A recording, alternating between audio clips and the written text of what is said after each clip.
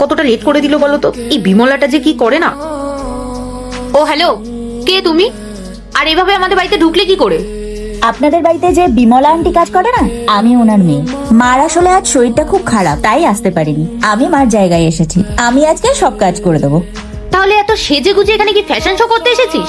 আসলে মার জামা কাপড় তো আমার হয় না, আমার কাছে এগুলোই ছিল, তাই আমি এগুলোই পরে এসেছি। বাবা শোনো, নিজের যোগ্যতাটা ভুলে যেও না। তুমি একটা কাজের লোকের মেয়ে, তাই এমন জামা কাপড় পরে কাজে আসবে যাতে তোমাকে দেখে কাজের লোকের মেয়ে বলেই মনে হয়। আসলে আমার একটা মিটিং আছে তো, আমি ওখানে যাব বলে। ও নাকি মিটিং এর কথা বলছে। তা কোন মিটিং এর কথা বলছিস? একটা কথা শুনে রাখ, নেক্সট দিন থেকে যেন এরকম ফ্যাশনেবল ড্রেস পরে না আসা হয়, বুঝেছিস? যা এখন চা বানিয়ে আন, আর আমাদের জন্য টিফিন রেডি কর, আমরা অফিসে বেরোবো। যাচ্ছি। তুমি জানো আজকে আমাদের অফিসে বসের সঙ্গে কত বড় একটা ইম্পর্টেন্ট মিটিং আছে?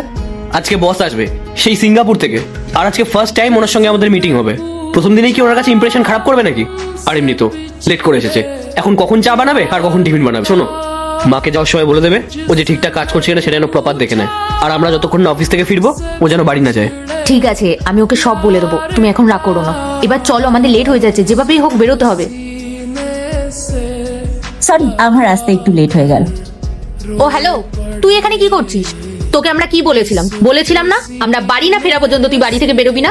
আর তোর এত বড় সাহস, তুই এসে বসের চেয়ারে বসে পড়লি। বস এসে যদি তোকে দেখে না, তাহলে ঘাট ধাক্কা দিয়ে এখান থেকে বার করে দেবে। আর সব থেকে বড় কথা, তুই তো একটা কাজের লোকের মেয়ে, তাহলে তুই এখানে আসলি কি করে? আপনাদের ভুল হচ্ছে, আমি এই কোম্পানির বস। আপনাদের যার সাথে মিটিং আছে আমি সে, মিসেস শর্মা। তুই কি আমাদের পাগল পেয়েছিস? একটা কাজের লোকের মেয়ে নাকি এই কোম্পানির বস?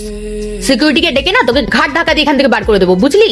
আপনার যাকে ইচ্ছে হয় ডাকুন, কিন্তু রিয়ালিটি এটাই, আমি এই কোম্পানির মালকিন। এই নিজের ফালতু কথা না বন্ধ করো।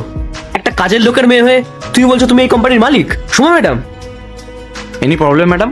না, কোনো প্রবলেম নেই, তুমি আসতে পারো। সরি ম্যাডাম, আসলে আমরা তো কখনো বসকে দেখিনি, তাই জন্য।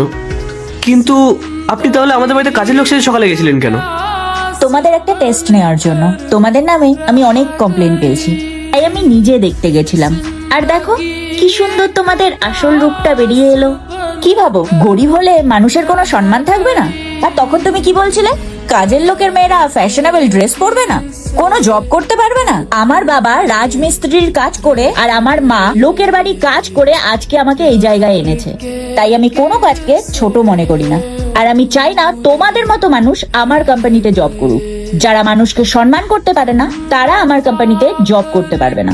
বেরিয়ে যাও এখান থেকে। I said get out.